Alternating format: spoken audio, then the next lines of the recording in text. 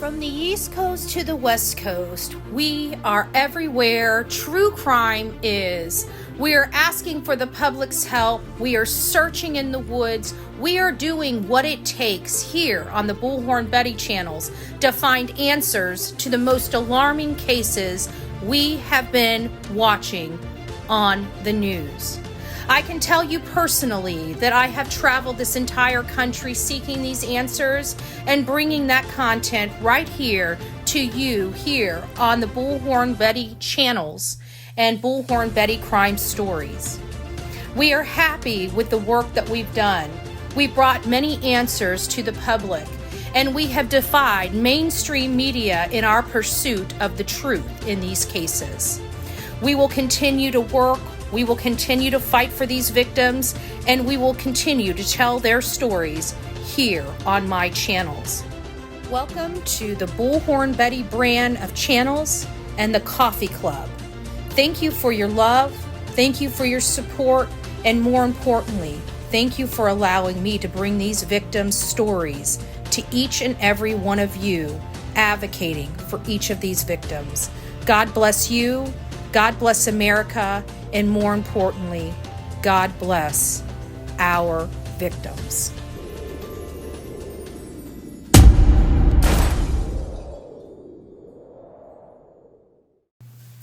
Well, happy Monday, my beautiful people. If you are up, good morning. Have a cup of coffee with Bullhorn Betty while we discuss Sebastian Rogers, our beautiful 15-year-old autistic boy from Hendersonville, Tennessee. He disappeared like literally from his bed while the doors and windows were all locked.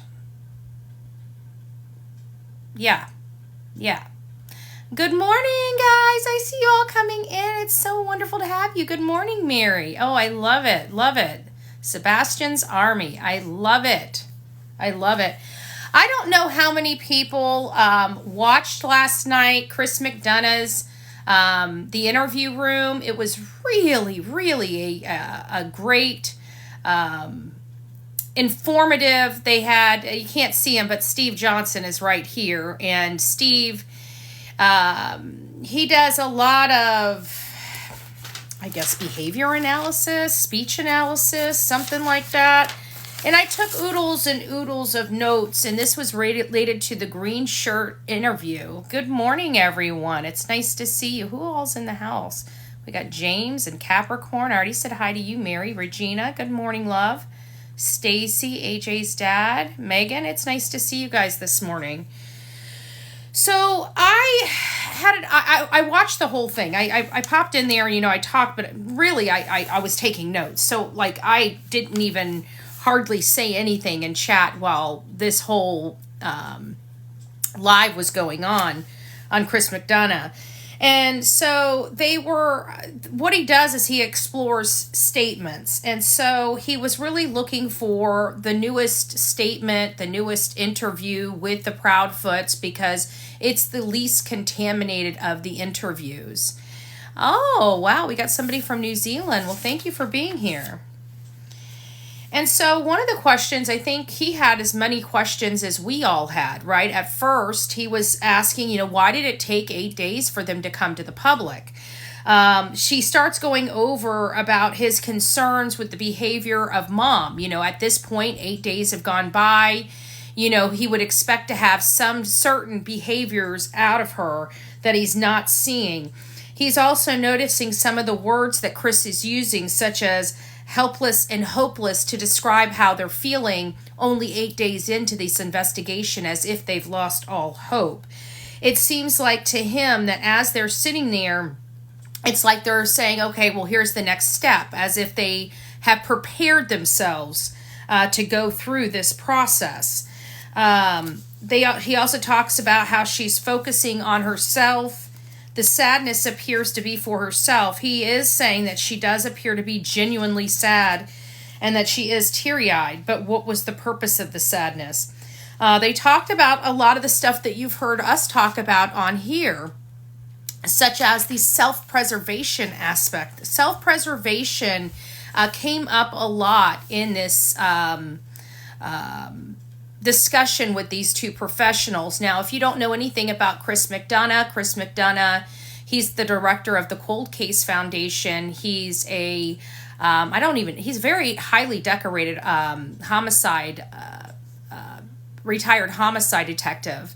I believe he's had over 300 cases. So you're talking about somebody that's very seasoned in this field of, if somebody is unalived and reasons for it, he has a lot of knowledge, so I love hearing that. Now, does it mean he's spot on every time? Of course not. He's talking about experiences, and cases are different from case to case, just like we are sitting here talking about the Sebastian Rogers case, but we're also, kind of talking about little hints of Letitia Stout in the Gannon Stout case in this circle, right? So we see a lot of different cases. I'm sure it's probably similar for them. They also touch on the 3 minute, the fact that the 3 minutes she called Chris was within 3 minutes, and they said, and they brought up a lot of valid points. Like they said, for example, that, why did she call Chris? And I never really thought of it, because you just think, oh, it's the husband, who do you call? Many of us would pick up the phone and call our husbands if we have a problem. But here he made a valid point. She knew Chris would not be able to help her. You see what I'm saying? She knew Chris would not be able to help her, yet he's the first person she calls for help in this situation, because he's hours away. They touch on her breathing and her rocking back and forth. They believe that really is nervousness, that she's kind of maybe reliving some of the stuff that she saw. They say that Chris and her are trying to portray themselves as victims, the portrayal of emotional. He believes that some of that rocking and breathing is self-soothing. Somebody in the audience brought up Lamaze class. So there's a lot in here.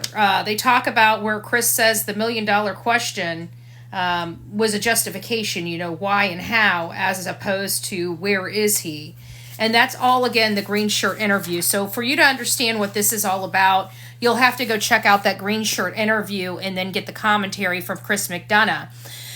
So now we're going to kind of move on. Many of you guys know that I've been talking predominantly over the last few days about whether I think Sebastian would have been capable of leaving the house willingly on his own because of a variety of issues, including but not limited to sensory issues, allergy issues, being scared of the dark. Also, in this green shirt interview, we forgot a very key factor that she told us right up front. And I forgot all about it until we were hearing them break it down on Chris McDonough's show last night. And she said on this green shirt interview that Sebastian hates dirt. He doesn't like being dirty. And he hates bugs. So if he hates these things, what makes us think that he would go outside to get his feet that he always covers dirty and bugs on him like ants, which he already had an experience with, which is why he wears all these why he wears shoes everywhere.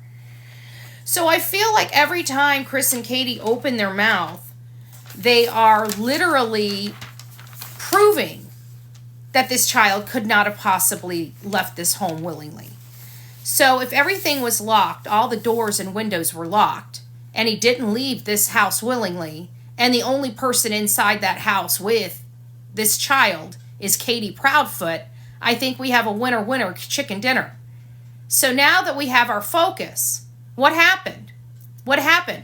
Well, according to Steve Johnson, there was a key point in this interview, in the green shirt interview, when she's describing what happened. He also said the lack of information, like she just sped this whole story along from the beginning to the end, the entire great day they have, she really gave no details on. He pointed that out, and that is true. We all can attest to that. We're all, we all have that knowledge. So I'm trying to figure out, what else does Steve say? Steve said a lot, but it was mostly the I love you thing. The I love you thing. So she glosses over all of the stuff that they did the day before. But one thing that she says is she, in this green shirt interview, is that she told him it's time to go to bed or something like that around 9 o'clock. He went to bed, and she gave this weird laugh. And I always said I had a problem with that weird laugh, that I truly believe that weird laugh was implying that she always has problems putting him down to bed. And then she had to say, he said, I love you, Mama, and went to bed. And he made a point to say that in domestic situations, that I love you is very key, because typically when you hear that, that's about the time everything happens. Everything starts unraveling. The argument ensues. The whatever deed's going to be done or has been done and completed about that time, in his experience, with that I love you. Well, we hear that in the story around 9 p.m., which just happens to coincide with that 3-hour telephone conversation. Although the professionals, both the deceptive detective, which was inside the chat, I saw him posting, and Steve Johnson, they both believe that it was around 10. I kind of believe it was more spot on with his statement as opposed to the time, around the time where he said I love you, which was closer to 9. And that would explain the beginning of that 3-hour telephone conversation, because I really don't believe she was on the phone with him an hour and then an altercation ensued and then her being on the phone with him for another 2 hours. I mean, is it possible? Of course it is. Could it be probable? Of course it could be. So you're hitting all those things, but I really believe that we've had a problem with that 3-hour conversation since out the gate. So I really believe whenever that 3-hour conversation started, whatever happened had already been done. So whatever time we learn from law enforcement or in the future, that night, that call to Chris or Chris to her, I think it's him to her to him, but we'll find those things out. Now, we had a few emails come in. I'm going to address one of them first because I think it's been in my email. I just overlooked it. And one person was in here that was discussing the polygraphs.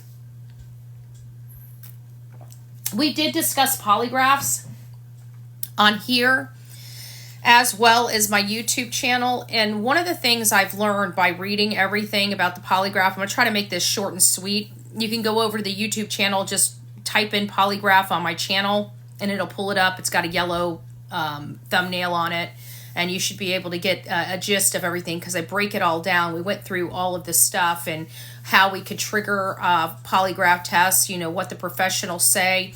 Believe it or not, there's a lot of ways to trigger the polygraph test, and anybody that that has knowledge or read up on it, it will now be able to do it. I personally, since this case, have read up on it and found out how easy it is to, trigger a polygraph test or make it inconclusive or muddy the water enough that it's not going to give them the results that they want. And yes, it seems to be very simple to do. For example, what you would want to be doing in the beginning of it is, they were asking you, are you from, for me, right? Was I born in Manatee County? I could technically say, no, I was not born in Manatee County because I wasn't. I was born in Manatee Memorial Hospital in the city of Bradenton, right? So there is ways that you can trigger it. They say a lot of stuff. Another way is when they ask you a question and you say no when you mean yes. So if they'll say, you were in Memphis. You were in Memphis the time that Sebastian disappeared. No. Oh, I'm sorry. I mean, yes. Yes, I was in Memphis. So you can do that. Another thing is throwing some lies into the control questions. Engaging and you believe it or not, clenching. They're saying that clenching your sphincter throughout the process does something to whatever they've got hooked to your body. So, is there ways to deceive or muddy up a polygraph test? Yes, there are ways to muddy up polygraph tests. If not outright, that's one of the reasons why they're inadmissible in a court of law. Are they a good resource for law enforcement? Of course they are. But many of them are more intimidating to see how you react than the polygraph. I mean, polygraph tests are, in my opinion, a lot of them are accurate, but we have to take the consideration that there's a lot that are inaccurate, and that's exactly why they're not admissible. But there is another type of test that they have that's similar to the polygraph test that actually is admissible in a court of law.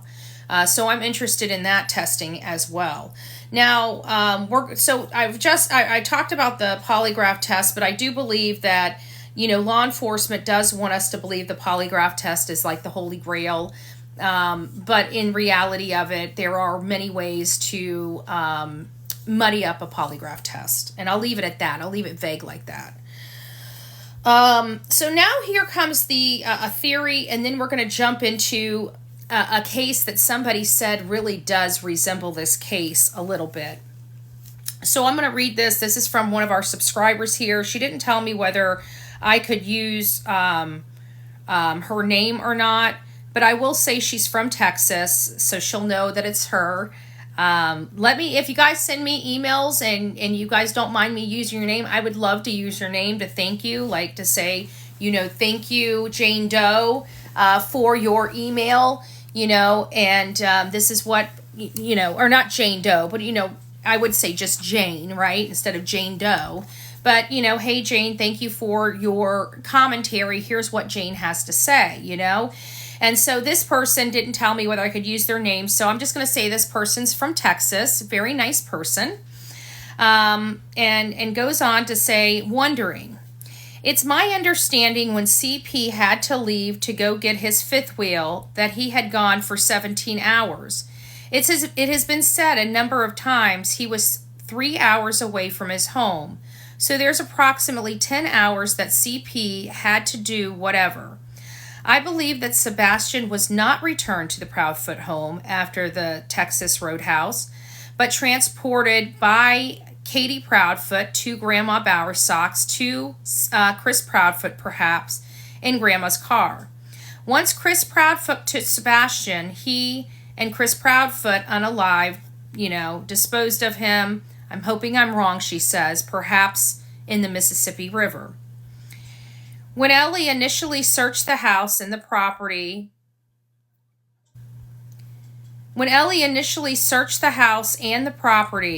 the fifth wheel wasn't there. What if CP sold or traded in his camper? I can imagine it could take 9-10 hours to unload, sell, buy new, reload fifth wheel, then return home. CP could have purchased the same brand of camper with similar style and color scheme.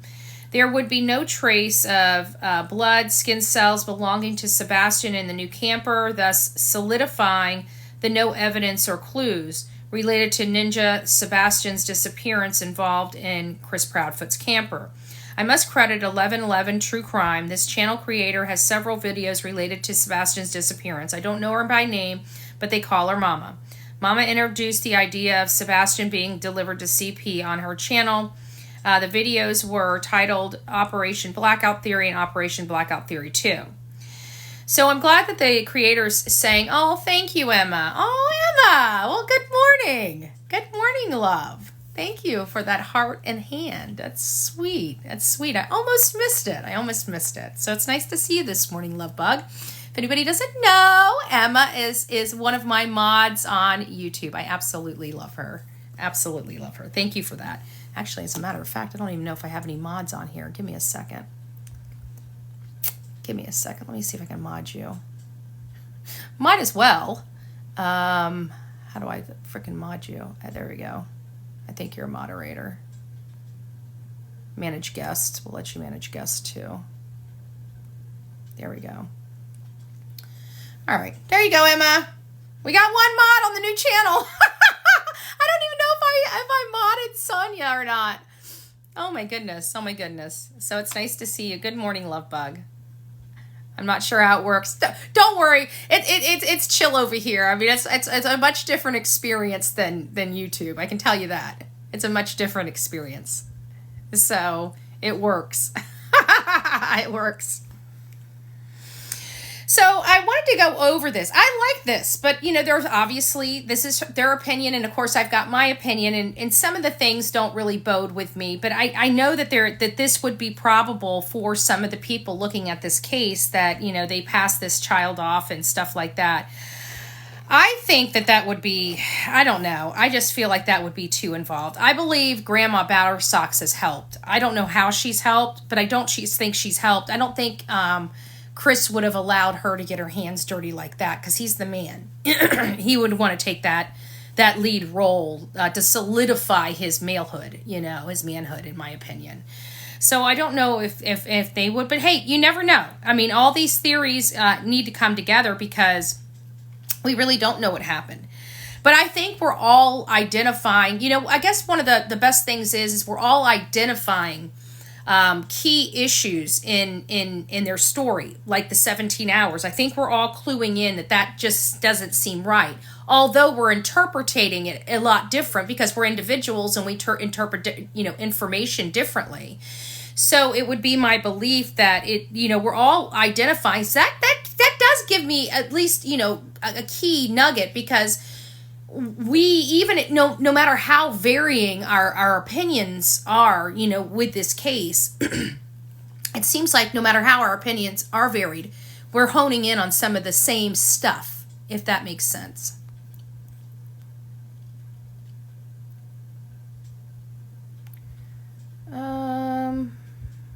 I like it better. Yeah, I like it over here. I like YouTube, though. I love my family over there, but it's just chill over here. If you need any other mods here, I will try to catch lives. Okay, Samantha, thank you so much. I appreciate that. I appreciate that. And of course, you know, the whole thing with him selling, the only reason why I don't believe he sold the fifth wheel, I just believe it had not been searched, because it wasn't there at the time they did the initial searches. But I think that, you know, even though we think that people can just go in there and trade and stuff like that, it's not really that simple. You've got to register it. There's a lot of things that would have triggered law enforcement if something like that happened. And if he did sell it and he did exchange it, law enforcement would almost immediately go there and forensically test that before it's sold, or get a court order to retrieve that item, because that would definitely be suspicious. It would definitely fall in the realm of trying to dispose of evidence. So, you know, I don't know if they did that. I think Chris would want to keep the camper to himself, but there's something that somebody said, and I want to say that it was, I want to say it was Tony, the spokesperson for Seth Rogers. He said that there was something that triggered law enforcement about 72 hours into the process that took this case to a different, that changed this case almost 180 degrees. And it was right about the 3rd day mark. And so this would have been after the endangered missing person. This would have already been after they had already got the Amber Alert out. So they were alleging that this child could have been abducted.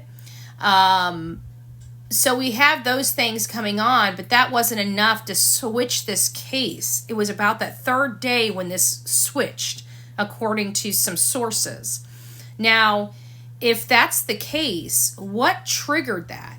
And the only thing I can trigger is one thing that Chris said on Smiley World panel, and this was earlier on. This is one of the bigger interviews that he had on Smiley's World, where they got down to brass tacks and was starting to ask him some of the tough questions. And one of the questions one of the questions, I can't even remember. I'm kind of losing track of the camper. I forgot what I was going to ask about the camper.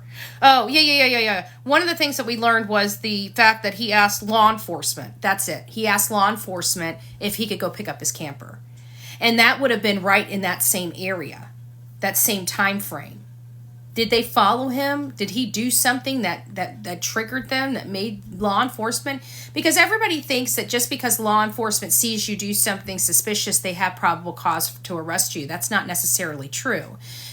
Even Brian Koberger, when they saw him, putting stuff in the garbage can with gloves, they couldn't. They had to still go get that stuff tested. They still had to get their evidence before they could make the arrest. They still had to, the arrest, for them to get approval for arrest, they've got to lay out a case for arrest.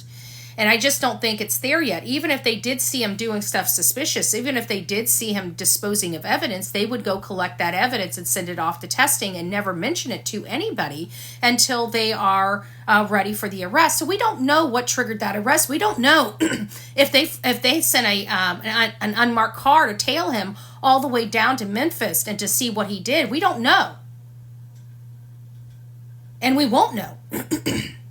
But I can tell you, Nick Barris, about a month ago, indicated that they would have trailed and at least put the parents under at least 24-hour surveillance shortly in and after they realized that this child wasn't just missing, a normal missing child. So did they put him under surveillance before or after he went back to Memphis to get his fifth wheel? That would be very interesting to me. That answer in and of itself would be very, very interesting to me. So I like this theory. I like people's theory keeps coming in. I know that there's somebody in my chat that has the theory of what this particular gal from Texas sent in.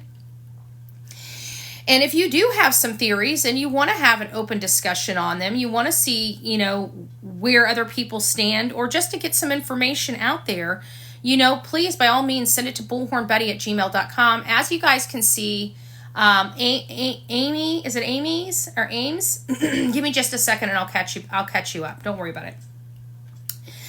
But if you guys see, I do go through these. I do read them. Even if I can't respond to you, I am reading my emails. I just get a lot of emails in, and I try to grab the ones that I think that, because I do monitor, try to at least watch some of the messages in here. And of course, my mods are constantly sending me stuff. So I hear what you guys are saying out there, and I try to find things that bode with some of the stuff you talk about so we have good talking points and we can have open communication about certain key factors of this. So if you guys have stuff that you want to send me or want me to read, I can't guarantee that you're going to make it to the show, but I do read them, and if I think it's interesting or it has some good enough meat on the bones that we can talk about and have a significant conversation about, I will bring it up. If you just want to tell me your opinions and stuff like that, I'm happy to read those as well. I love hearing from you guys. I love you guys really help, guide me. Like with the whole autism thing, that was, I got to say, that was really, really super amazing for me because, you're talking about somebody that doesn't really have a whole lot of experience in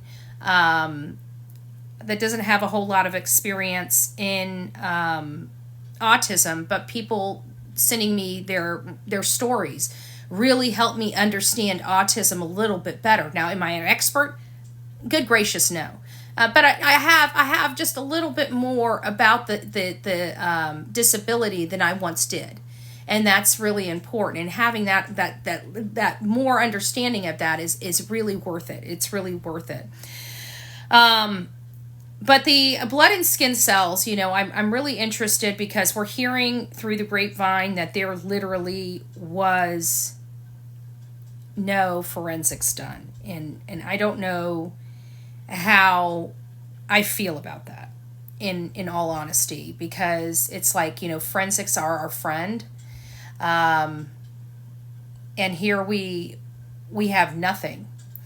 Can Katie was on an interview on another channel. We kind of went over that a little bit yesterday. You know, the reason why I've got this one is because it just doesn't appear like she has a whole lot of anything nice to say. And I don't really know why.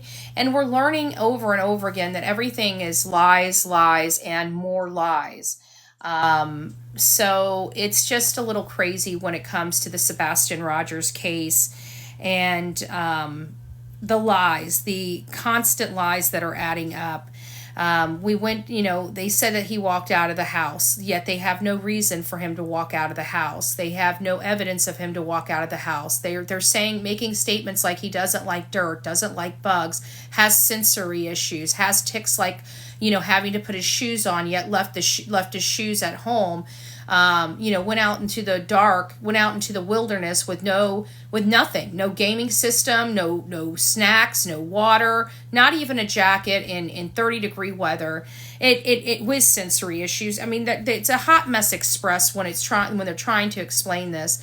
They've changed their story multiple times. They've taught from it being a 3 minutes to when she called Chris to now being just a minute or so when she called Chris, to them immediately calling law enforcement, to them not calling law enforcement until 6:33 to 6:34. Chris stating that he has passed the polygraph. They all passed the polygraph. They've all been cleared. They've all been cooperative. And everybody needs to look the other way. Then it goes on Nancy Grace and finds out that there was no polygraph test taken by him or Seth. And that Katie says that she passed her polygraph test, but I don't see how she could have passed her polygraph test. It may have been inconclusive, or they lied to her. Because based upon everything we know, there is no possibility of this lady being in an interrogation room saying that she's never witnessed abuse of this boy. I do not believe that she could pass that on her polygraph. I'm also going to, guys, on the main channel, I've got bloopers, okay? I got bloopers, okay? I haven't released it. It's in the drafts, okay? This is my blooper from yesterday, from our yesterday live, when I decided to strike a pose, right? I vogued, right? I vogued. I don't do very many funny stuff, but I had to clip that. I clipped it out. Oh my God, I clipped it out when I downloaded the live to upload on YouTube. I clipped me voguing out because I was like, oh my gosh. And I'm like, you know what? That is so freaking hilarious. I got to make a blooper video. I have to make a blooper video. So I wanted to tell you guys because I want you guys to go to my main channel on TikTok, and I want you to watch the bloopers because I'm telling you, every time I watch it, I crack myself up. And you know what? I'm true crime all the time, right? So for you guys to get a little bit of something funny from me, it's gotta be funny. I have to crack up. Okay, this had me cracking up. I know everybody's really concerned about Bullhorn Betty's love life. Okay, my love life. All right. I just wanted to tell you I'm working on it. We officially have a sprout. Okay, we have a sprout. I thought I killed the plant before it started, right? I really did. Because I got, my BFF is like, she's got, I don't know why all these people think a puppy's going to save my life, but she's got a puppy coming. And so my mods tell me I have to grow a plant before I'm trusted with a freaking living animal. So here we go. I got a sprout. Bullhorn Betty's growing up. I'm growing up, y'all. It's so cute. It's so cute. So I just wanted to kind of bring your attention back to Chris McDonough and the interview room last night and the great and educational. Like, I learned a lot. I like to see. I love seeing Steve because I love seeing him process stuff. I'm a process person. If you haven't noticed, I'm a very analytical person that loves processes. Okay, if you give me a process, I'm in heaven. Right? I love processes. I love process because it's easy. Like if you have a process, it's easy to find out if something's out of place. I'm just saying, you know, I like to find things out of place. So that's kind of like the name of my game. So one person had brought up a case here that I want to touch on before we close out this live for you guys. And this is, again, coming from another one of my subscribers sending me information, and they told me I need to look at this case out of Florida. And I haven't looked at it yet, but it's on my list, and I figured, what the heck, I need to look at it. It came to me this morning. We're going to look at it together. And the name is Brianna Williams. And apparently this has some similar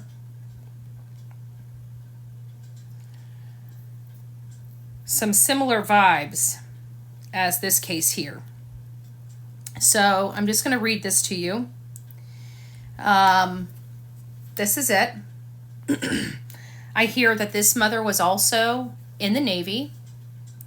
So I think it might have some really good things that we can just chomp on for the day. I can't process how somebody works for a security company. I know.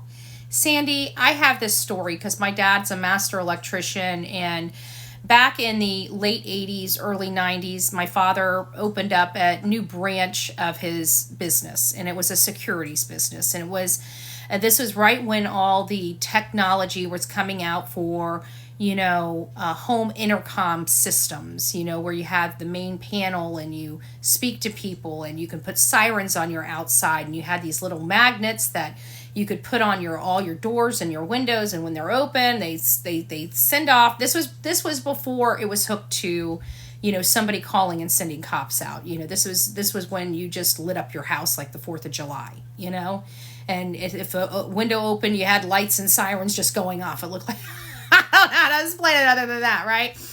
So, and when my father got into it, one of the things he did is he got the Cadillac system and installed it in our house. One, so he knew how to install it, but two, so he could sell it, So when people came over, he could talk to them about the Cadillac system, and show them all the bells and whistles of this. So why would this installer that has access to this amazing equipment not use it in her own home? So she loves the company enough to work for it, but not enough to install their products in her home. I found that odd. But I still believe, again, I look at behaviors and look at how long it takes people to say things, and do things and stuff like that. Am I an expert? Am I a pro? Am I like these guys over here? Heck no. But I got it, I got it. And it sounded to me like she paused entirely too long when Nancy Grace asked her about the cameras, leading me to believe maybe she didn't have the Elite installed by Brinks, but did she have Ring? Did she have Blink instead of Brinks? I don't know. Tragedy all around leads judge to sentence Brianna Williams to a life term for her daughter's unaliving. Brianna Shantae Williams had a duty of care for her daughter Taylor. The judge told her she failed to do so as 5-year-old just wasted away in Jacksonville. Then she secretly stowed the child's remains in the trunk of her vehicle, buried her in a crude Alabama grave, falsely reporting her disappearance. Calling it a tragedy all around, Circuit Court Judge Kevin Blas sentenced Williams to life in prison on Tuesday, almost 6 months after entering a plea agreement to a second-degree unaliving in Taylor Rose Williams' unalive case. The 30-year-old former Navy chief petty officer stood still, hands and feet in manacles, as the judge advised her fate. The prosecution had argued for life in prison, while Williams' public defender urged the minimum of 20 and a half years during last week's sentencing. I failed as a mother, a protector. Brianna Williams awaits sentencing of her daughter. That was another article. Blas told Williams he had spent the weekend poring over the evidence he heard and was presented. It included her unstable family life with claims of abuse and records showing Taylor's unalive was all in probability the consequence of starvation, he said. The victim was not valued from the time of conception by either father or mother, the judge said. The mother suffered from an eating disorder. The father complained that the victim was not being properly fed. The defendant then removed the victim from the child care about 4 months prior to the victim's unaliving. Taylor remained home alone and unprovided for throughout that time period. And she was a beautiful. So you can see there are some hallmarks in here with the Navy, you know, what could have happened. This one was starvation. You know, there's a lot of talk about food in this case. You know, we wonder, you know, were they punishing him for getting up and wanting to get food? Were they locking their cabinets?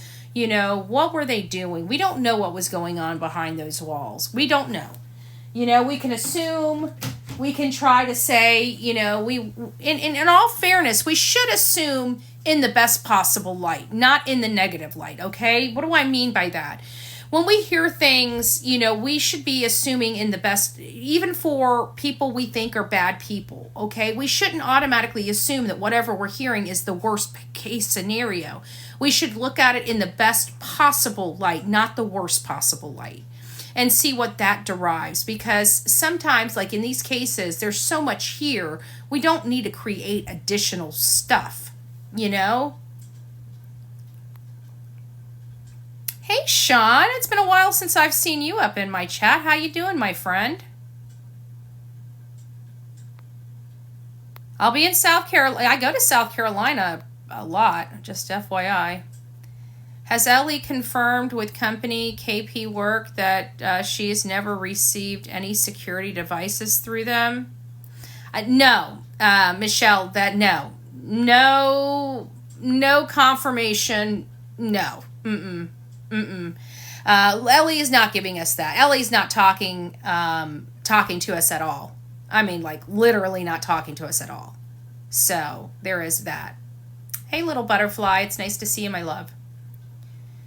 So, that's really all I have for you guys today. Well, not today, but for this segment here. Is I would definitely start looking. I'm going to look into Breonna Williams' case. But one thing I'm finding out is a lot of people are now honing in on the interviews. There is something going on in these interviews. Okay, guys? You guys need to go back there. You need to start watching their behavior. What are they laughing at? Are they... Like, their behavior, when they're asked certain questions, their behavior is odd at certain points. You know what I mean? Like, their behavior is just odd at certain points. It's like you're asking them about their son, and they're giggling about something. It's like, what in the AF is going on here? Mocks him. Yes, Emma. She's just mean to, she seems like that there's nothing that boy can do right. You know, there's nothing he can do that's right. It's like she's so particular. He can't take the milk off his face good enough. You know, he's having accidents. She just doesn't seem like she likes her son. It seems like he's becoming a burden to her.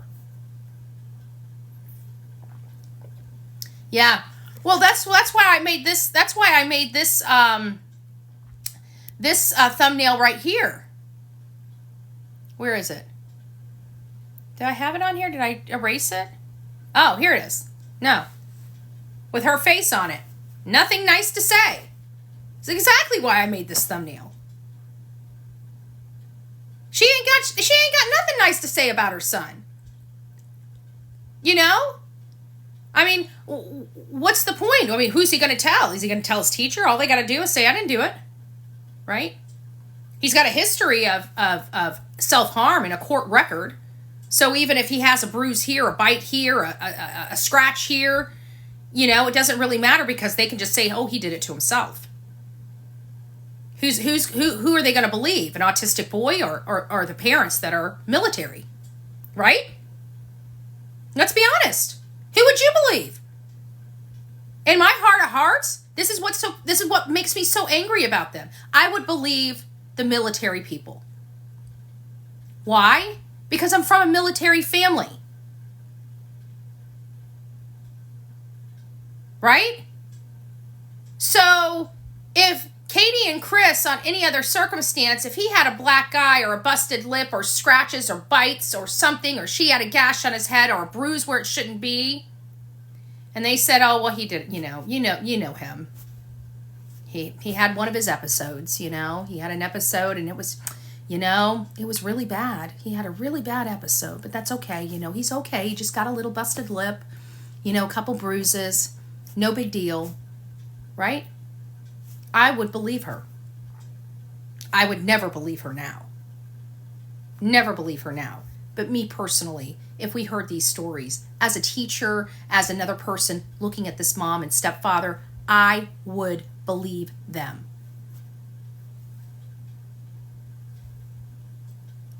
What was, I keep wondering, what was Sebastian going to tell his father when he started living with him? That has always kind of been in the back of my mind because, I keep wondering, like, why is this all triggered all so quickly? He was about to go to his dad's. Why is this boy missing? It seems like he loves his dad. It seems like his dad loves him. Every family has its problems, right?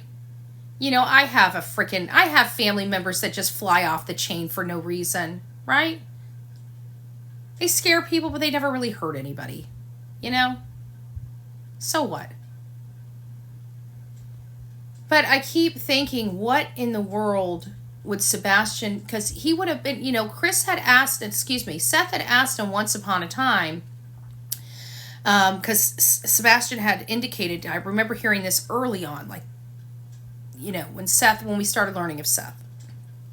And he said that he remembers one time Sebastian being at his house and staying, and he did not want to go back home. And he was adamant he didn't want to go home. And he's like, why don't you want to go home, son? And he said his son would not tell him why he would not go home. And then, obviously hindsight's 20, he was beating himself up for not pushing his son a little more to tell him what was going on. So that indicates right there, even back all these weeks previously, that there was something that nobody was really aware of that was going on inside that home. So what would Sebastian eventually tell his father that was going on inside that home? That's what I want to know. Because I still feel like all of this plays a hand in each other. Because he was just about, literally, like right now, kids are going to be letting out of school. Right? Like he's just about to start packing up and heading to his father's to live with him. Why didn't he make it to his father's? Why didn't he make it to today? I really don't believe he just ran off because he was upset at going to his father's. It sounds like he had a lot of fun at his father. Actually, it sounds like he had a lot more freedoms with his father. I bet you he was excited to start going to his dad's house so he could play, video games instead of just having to play on the Switch, right? Whereas dad gives him options. You can do this, but if you do this, this is what's going to happen, right? So there is that. I don't know. I'll let you guys gnaw on it a little bit. We'll come back. It's 7 o'clock now. I've got to upload this, so I'll start my stuff on my channel. I've got a lot of stuff going on, guys, this week personally. So I'm going to be hit or miss. I'm probably going to take, you're not going to see me as active over the next 3 to 4 days on any social media platform while I'm getting my personal real life stuff taken care of. It's going to take me several days just to put some final little touches on a few things and get that stuff off. And so if you don't see me, please come here, support whatever I'm doing. I just got to take some downtime to get personal issues wrapped up. And I think that's it. But you will still see me periodically, just not as often. I may do this one, upload it. I might do a quick live on my YouTube channels, the Crime Story channel as well as my main channel. And I may come here and do a live or drop a video. Well, I'm going to be dropping a video here in just a few minutes on the main channel of the bloopers. So if you guys want to see my bloopers, go over to the main channel and check it out. I vogued. It wasn't pretty, but it was funny. All right, guys, take care. We'll see. see you soon. God bless.